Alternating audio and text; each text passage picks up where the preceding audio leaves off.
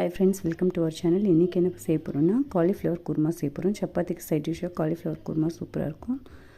அதுக்கு ஒரு பேனில் 2 ஸ்பூன் ஆயில் விட்டுக்கோங்க. பட்டை கிராம்பு சேர்த்துக்கோங்க. வெங்காயம் பொடியாக கட் பண்ணது 1 சேர்த்துக்கோங்க.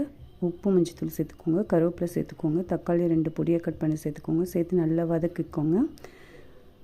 வதக்கி வச்சுருக்க தக்காளி வெங்காயம் கொஞ்சமாக எடுத்து நம்ம மிக்சர் ஜாரில் அரைச்சி வச்சுக்கலாம்.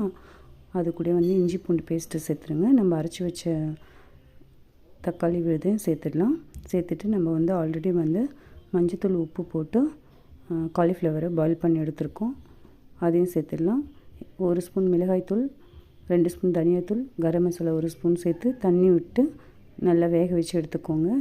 நல்லா வெந்த பிறகு கொஞ்சமாக தேங்காய் பால் சேர்த்துக்கோங்க. தேங்காய் பால் சேர்த்துட்டு கொஞ்சம் ஒரு சின்ன பீஸ் வெல்லம் சேர்த்துக்கோங்க. டேஸ்ட்டு சூப்பராக இருக்கும். இந்த வீடியோ உங்களுக்கு பிடிச்சிருந்ததுன்னா என்னோடய சேனலை சப்ஸ்கிரைப் பண்ணிக்கோங்க. நெக்ஸ்ட் வீடியோ பார்க்கலாம்.